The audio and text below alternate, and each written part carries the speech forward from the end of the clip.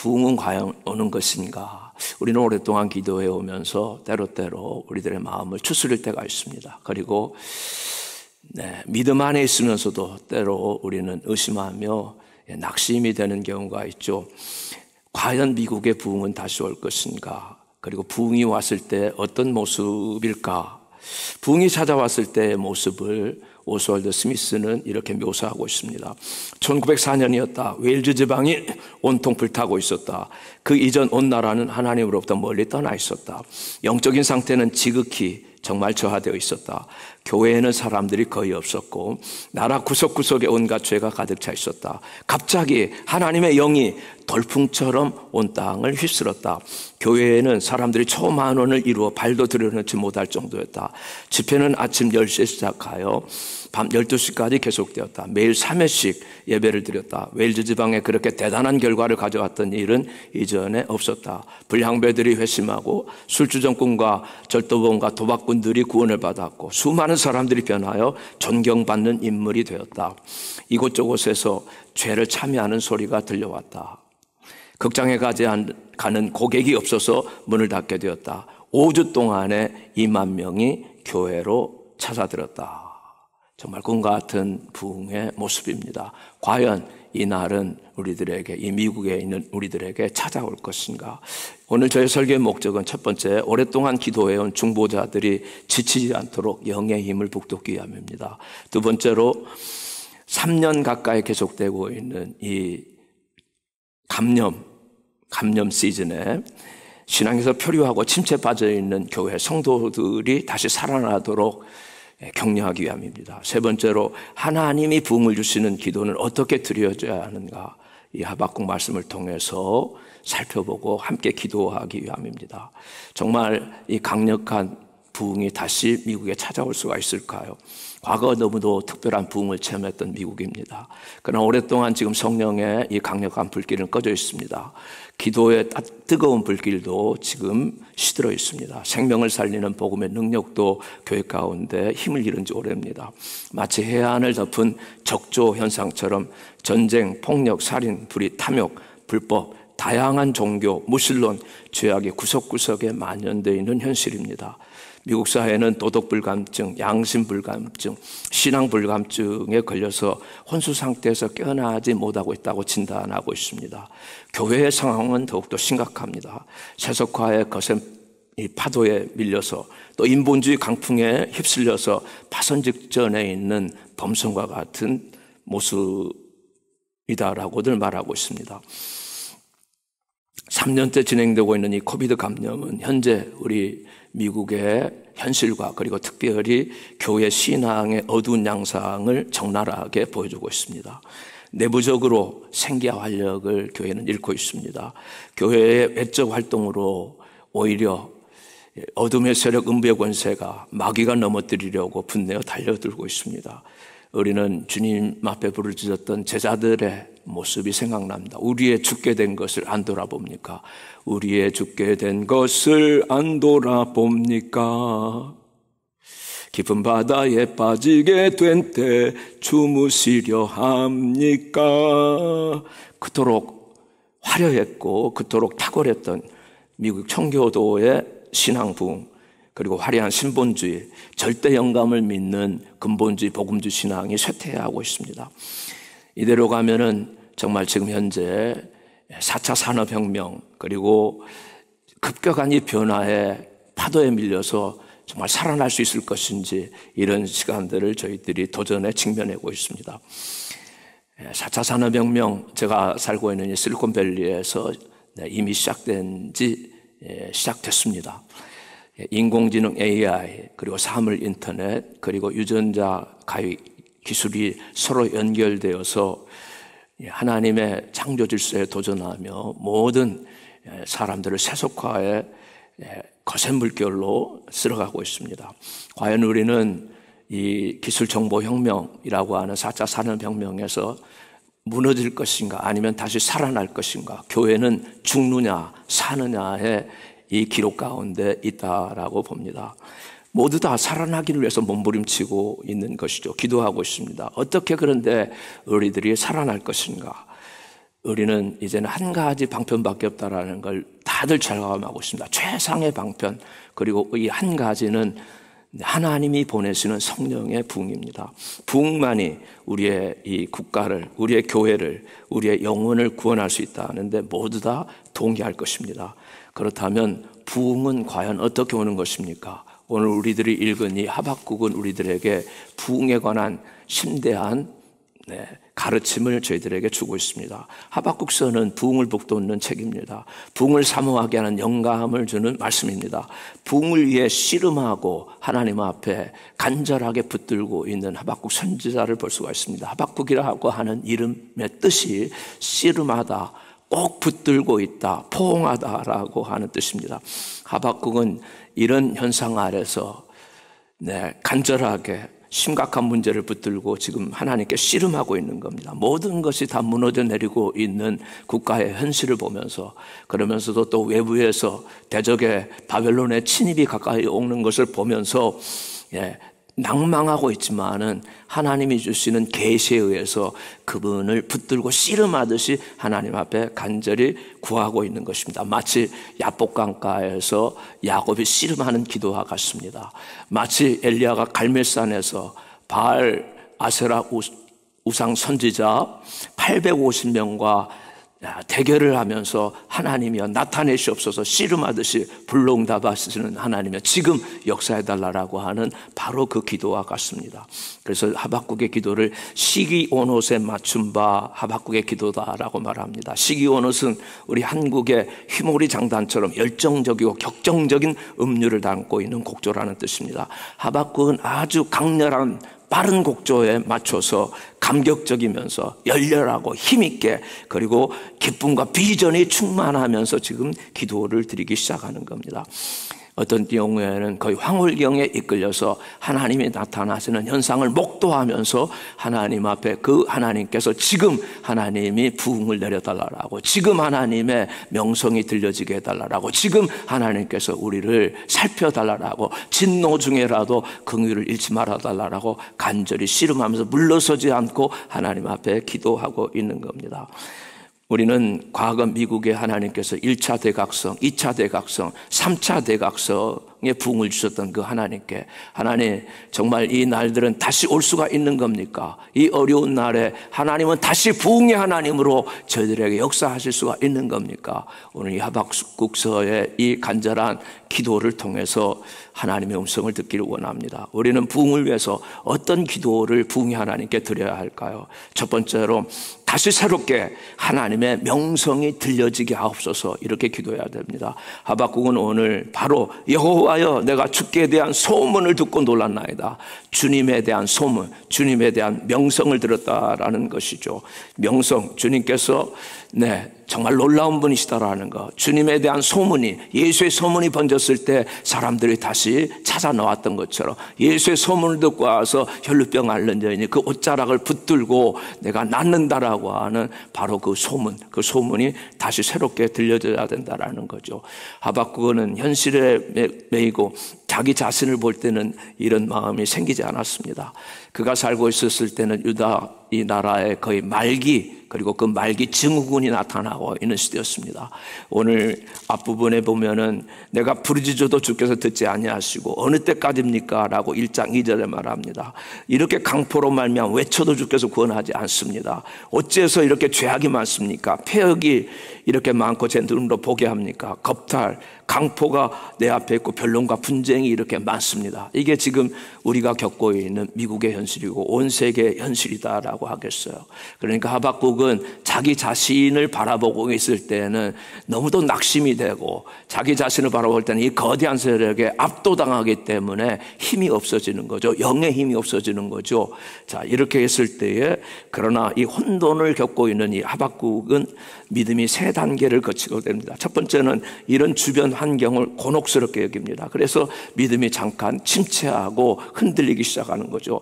그러나 그래도 그는 작은 믿음이라도 하나님의 하나님에 관한 믿음을 가지고 있었기 때문에 진상을 파악하고 싶어서 전망대 망리에 올라가서 바라보고 있는 거죠. 하나님이 뭐라고 말씀하실까? 간절하게 예배당에 나가서 성전에 이 전망대에 나가서 하나님을 주시하고 있다라는 말입니다. 그리고 세 번째로 마침내 하나님의 묵시 계시가 임하여서 진상을 알게 되었을 때 오 하나님, 정말 하나님은 과거 명성의 하나님이시군요. 하나님은 정말 놀라운 일을 행하시는 그 하나님이시군요 하면서 하나님 앞에 지금 예배하는 믿음으로 나가고 있습니다. 그래서 하박국은 의심으로 있다가 하나님이 들려주시는 계시에서 의인은, 오직 나의 의인은 믿음으로 말미암아 산다라고 하는 그 위대한 선언을 이 하박국이 합니다. 2장 4절이죠. 나의 의인은 그의 믿음으로 말미암아 살리라. 그리고 하나님은 묵시는 정한 때가 있다. 그 종말이 속히 이르겠다. 결코 거짓되지 아니하리라. 비록 더딜지라도 기다리라. 주체되지 않고 반드시 응하리라 라고 하나님은 하박국에게 응답하시죠. 그래서 하박국은 이 계시를 받고 그대로 기다리고 있을 수가 없었어요. 계시가 주어지게 되면은 그 하나님이 나타나시면 그걸 붙들고 기도하는 믿음이 바로 복된 믿음이고 하나님이 원하시는 믿음인 거죠. 예레미야도 그렇게 하나님께 계시를 받고 말씀을 선포했고, 다니엘도 저 바벨론에 갔을 때 예레미야의 서책의 말씀을 듣고 이 70년이라고 하는 이 날이 이제 거의 다 찼다라는 걸 알고 그 말씀 붙들고 그냥 기다렸습니까? 아니죠. 그 말씀 붙들고 하나님이여 속히 이루어 주십시오. 하나님이여 긍휼을 베풀어 주십시오. 우리 민족에게. 오 주님이여, 정말 하나님의 놀라운 생명이 가득하기를 원합니다. 이렇게 회개하고 기도했던 겁니다. 그래서 이 순간부터 하박국은 시기온 옷을 맞춘 바 강렬한 기도를 드리기 시작합니다. 중보 기도를 드리기 시작하는 거죠. 그래서 내가 주께 대한 소문을 듣고 놀랐다라고 하는 거죠.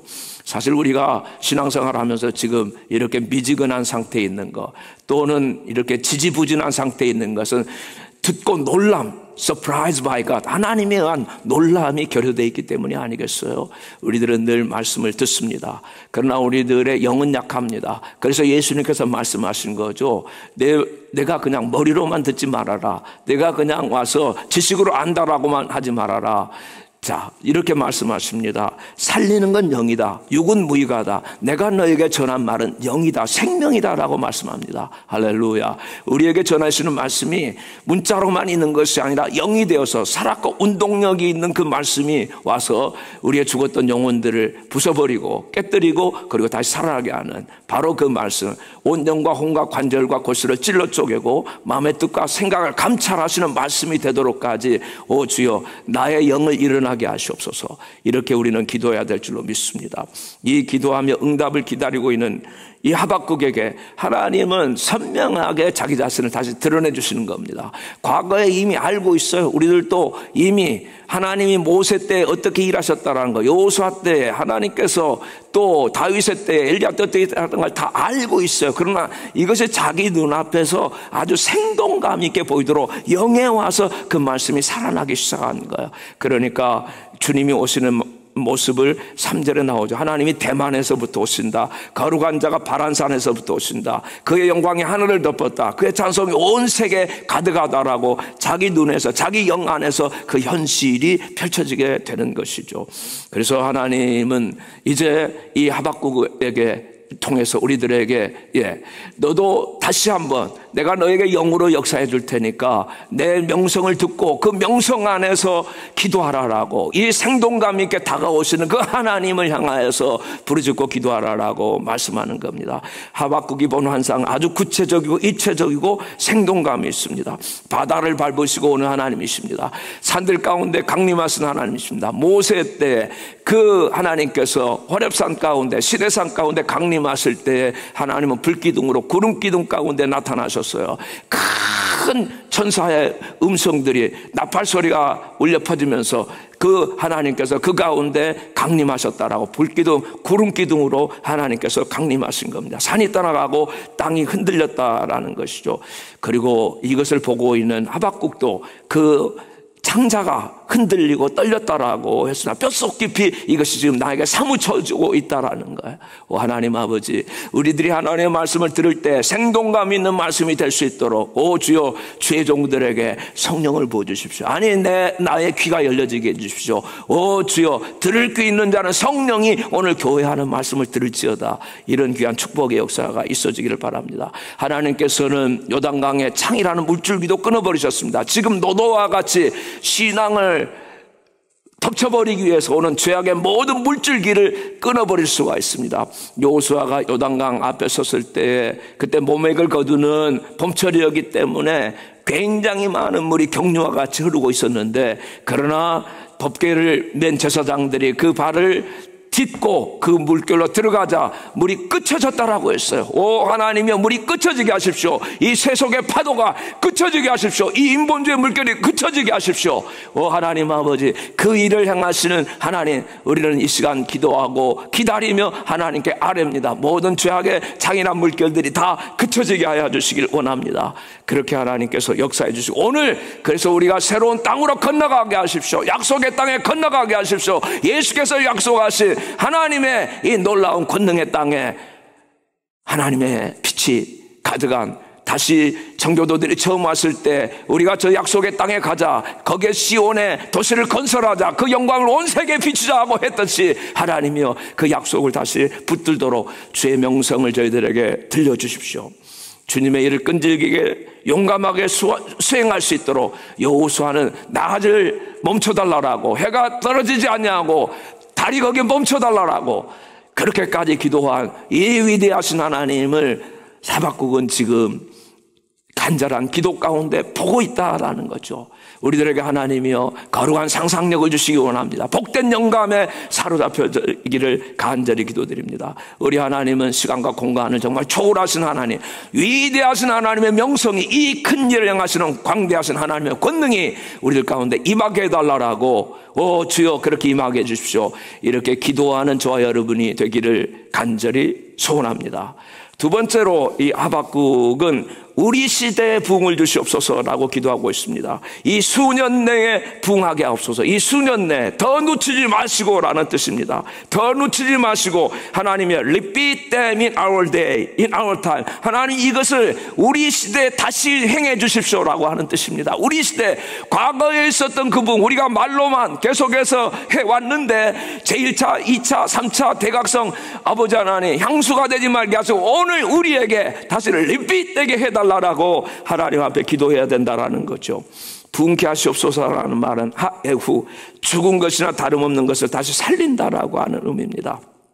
부흥이라고 하는 것, 정의가 뭡니까? 죽어있는 생명이 살아나는 것입니다. 부흥이라는 하나님이 그 백성을 찾아오셔서 죽어있는 생명에 활기를 불어넣어 주시는 것이죠. 천국의 날들이 이 땅 위에 임하는 일입니다. 생명이 없던 하나님의 교회 가운데 생명이 가득 넘치는, 마른 신에 넘쳐 흘러서 이 메마른 광야를 적셔간다라고 하는 거죠. 주님이여, 이 메마른 10년 가운데, 광야와 같은 이 10년 가운데 하나님의 축복의 소나기를 부어주시는 거, 이거 showers of blessing, 이걸 부흥이라고 하는 것이에요. 우리가 잘 아는 조나단 에드워드, 1735년 매사추세츠 로샘텀의 작은 도시에서 일어난 이 부흥 역사를 이렇게 기록해 놓고 있습니다. 성령의 역사는 곧 그 마을을 영광스럽게 바꿔놓았다. 그래서 연이어 찾아온 봄과 여름에 그 마을은 말하자면 하나님의 임재로 충만했다. 그때처럼 사랑과 기쁨으로 충만하면서도 고뇌로 충만했던 적은 없었다. 거의 모든 집에 하나님이 계시다는 표시가 나타났다. 각 가정마다 자신들에게 주신 구원으로 인해 기뻐했던 시절이었다. 부모들은 자녀들이 새로 태어난 것을 기뻐하고, 남편은 아내가, 아내는 남편이 새로 태어난 것을 기뻐했다. 그 당시에 공공집회는 아름다웠다. 예배에 활기가 넘쳤다. 모든 청중은 목회자 입에서 나오는 말씀을 열심히 받아들였다. 어떤 이들은 슬픔과 고뇌로 울었고, 다른 이들은 기쁨과 사랑으로 울었으며, 또 다른 이들은 이웃에 대한 염려와 연민으로 울었다. 오 하나님, 이런 부흥의 날들을 이 수년 내에 지금 속히 허락해 달라라는 거예요. 현실적인 낭만과 심판에 처해 있지만 하나님이여, 지금 우리들의 죄악에도 불구하고 진노 중에라도 하나님 긍휼을 잊지 마십시오. 오 하나님, 우리들은 정말 주께로 돌아갈 힘이 없습니다. 오 하나님, 그렇기 때문에 주님이 방문해 주셔서, 주님이 부흥을 주셔서 우리에게 돌아갈 힘을 주시기를 원합니다. 하나님, 우리는 애통한 마음이 많습니다. 그러나 하나님 아버지, 정말 우리 힘으로는 완전하게 주님께로 나갈 힘이 없사오니 아버지, 아들의 중보를 들으시고 예수의 우리를 위하신 중보를 지금 들으시고, 오 하나님이 우리들에게 부흥을 허락하셔서 주께로 돌아가게 해주십시오. 이렇게 우리는 기도하는 것이죠.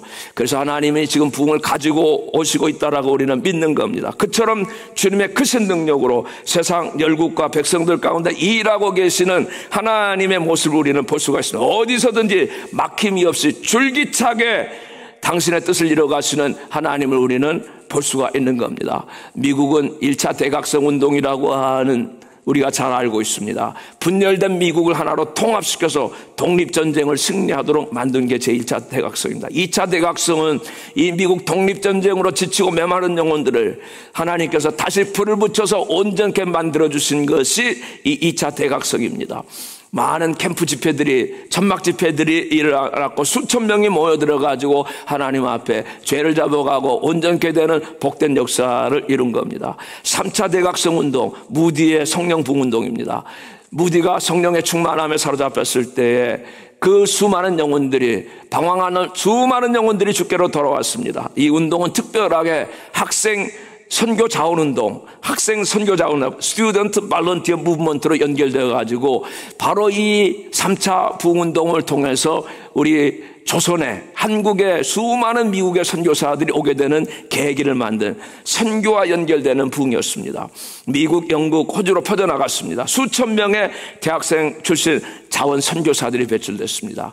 그래서 조선만 하더라도 1885년 언더우드 벤슬러를 비롯해서 선교사들이 와서 1945년 독립될 때까지 60년 동안 하나님께서는 약 1,500명의 선교사를 조선이라고 하는 가장 위기 가운데 빠진 나라에 보내주셔가지고 조선이 대한민국으로 건국될 수 있도록, 그리고 그 건국된 대한민국에서 정말 놀라웠게 부흥할 수 있도록 하나님께서 그런 놀라운 능력을 허락해 주신 것입니다.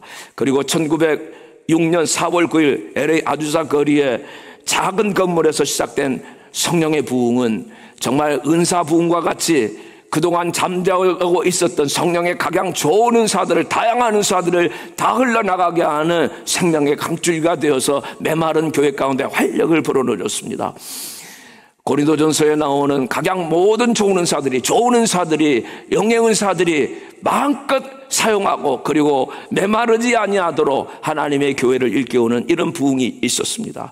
그러나 지금은 이런 부흥의 열기들이 다 지금 식어진 이런 어려운 가운데 있다라는 거. 그러나 우리는 지금 오늘 하나님, 이걸 다시 리피트 해 주십시오. 다시 수년 내에 이 부흥이 다시 일어나게 해 주십시오. 우리는 이렇게 두 번째로 기도하고 있는 것이에요. 마지막 세 번째로 우리는 마지막으로 적극적 기다림으로 이 부흥의 하나님을 찬송하게 하옵소서요.